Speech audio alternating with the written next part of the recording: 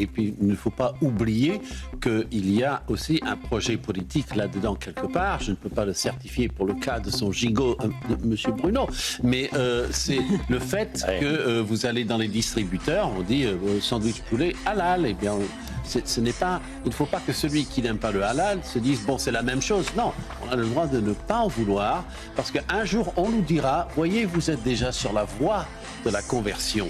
C'est ça l'idée des frères musulmans. Il y a un débat au niveau européen, et vous êtes candidate pour ces élections européennes, qui concerne l'abattage rituel. Jordan Bardella, qui est un de vos concurrents, a déclaré qu'il n'y aurait plus en soi de viande halal et cachère en France, puisque pour lui, le rituel d'animaux sans étourdissement, c'est une problématique, et ça rendrait illégal donc les viandes halal et cachère en France. Dans le droit français et dans le droit européen, il y a un débat entre justement la liberté de culte et le respect de la dignité animale. Quelle est la position de Reconquête concernant l'abattage rituel ? Alors nous, on défend l'abattage rituel. Pardon, des informations. Restons courtois. Oh là là là là, Sarah Knafo n'est pas contre le halal. Attention là, tu risques de perdre des électeurs.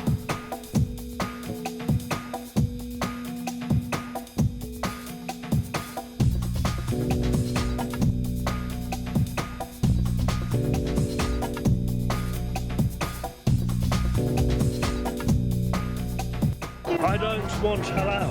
Halal meat. Can you explain what halal means? Well, halal meat is I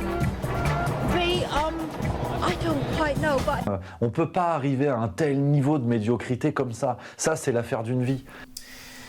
Bon, bah comme je n'ai pas envie de parler de la guerre ou du prix du carburant, alors on va parler là d'un sujet que je voulais aborder il y a déjà quelques semaines de cela. Un sujet qui a déchaîné les passions sur la toile, détournant une fois de plus l'attention des vrais problèmes. Alors parlons du halal. Alors on a vu pas mal d'interventions sur les chaînes d'infos continues comme Chiot News avec des pseudo-catholiques qui débitaient des âneries pas possibles.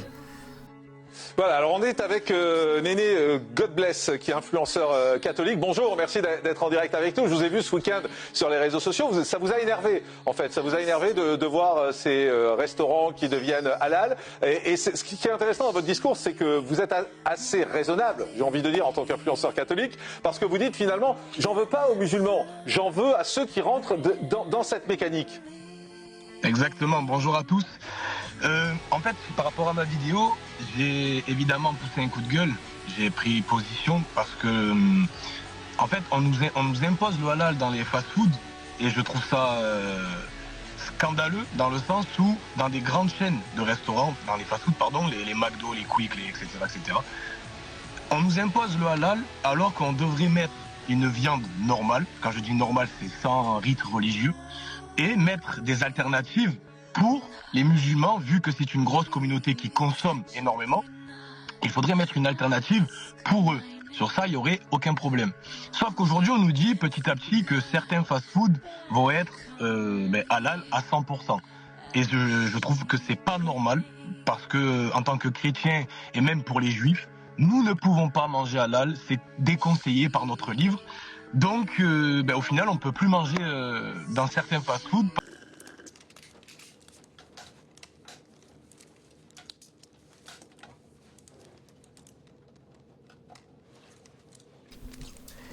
Ouais, déjà rien que le titre d'influenceur catholique est une pure insulte.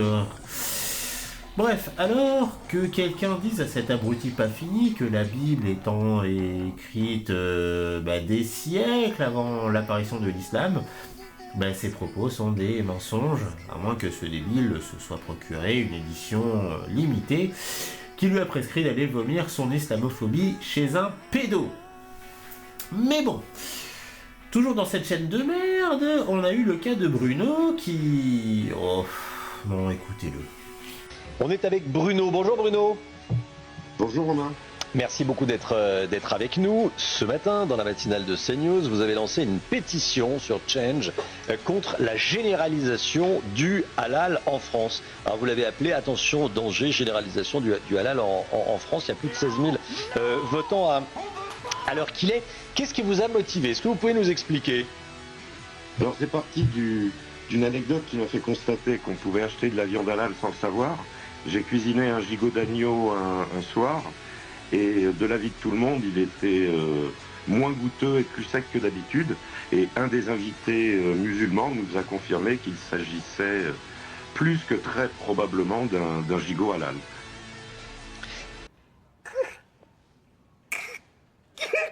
Are you weeping?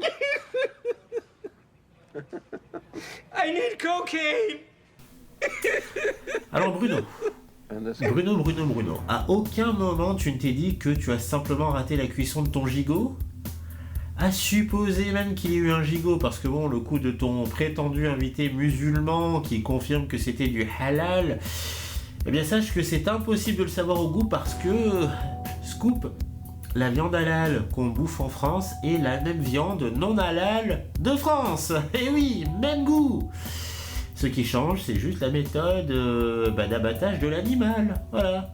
En fait, t'es juste un tocard qui, par racisme, ne veut pas bouffer de la viande abattue par Hamid, alors que cette même viande est née et a été élevée dans la ferme de Gilbert. Voilà. À moins que, comme certains individus, tu penses peut-être qu'en bouffant de la viande halal, tu vas peut-être devenir un terreau ou un converti de force à l'islam, ce qui est complètement con. Ouais, non, parce que bon, j'ai vu pas mal de gens sur la toile qui faisaient des commentaires qui allaient dans ce sens, hein, c'est dire le niveau. Mais bon, ce que je parle le plus, Bruno, ce sont les signataires de ta pétition. De plus, il y a une chose que vous devez peut-être savoir, c'est que la communauté musulmane c'est pas elle qui a revendiqué en masse qu'il y ait du halal dans les fast-foods. Par exemple, prenez l'exemple de KFC. Jusqu'à preuve du contraire, cette marque n'appartient pas aux musulmans. Hein. Et d'ailleurs, vous serez surpris d'apprendre qui possède le halal en France. Renseignez-vous. Alors, d'après vous, pourquoi ont-ils fait le choix de faire des restos 100% halal? C'est simple, c'est pour gagner des parts du marché. Des parts de marché, oui.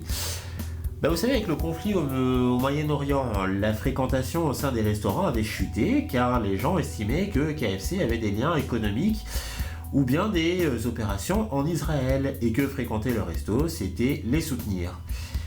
Eh bien, regardez la fréquentation suite au passage au halal. Je suis au KFC de Montreuil, c'est tellement hard qu'ils font des pauses, ils rouvrent à 18h30. Je suis la première, mais là il commence à avoir du monde. J'ai dit 5 à 10 minutes. Ouais, vous avez dit 5-10 minutes. Okay. Pourquoi il manque? Il est où le poulet? Il est où le poulet?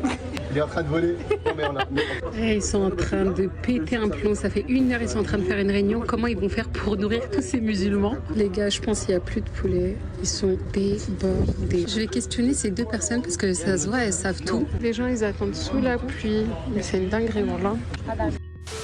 Vous disiez vouloir boycotter, mais je vous vois tous filer chez KFC. Pourquoi? C'est halal ici, donc autant en profiter. Hein. Ouais, la viande est contrôlée, on peut manger tranquille. Donc c'est plus Free Palestine, mais poulet frit pour vous, si je comprends bien.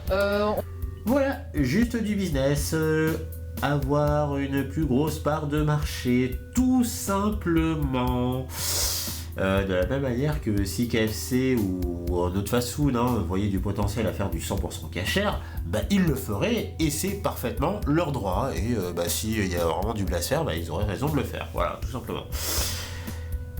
Et bon, pour ceux qui ne croient pas les propos que j'ai dans cette vidéo, écoutez juste ce que dit cette agricultrice, qui elle s'y connaît.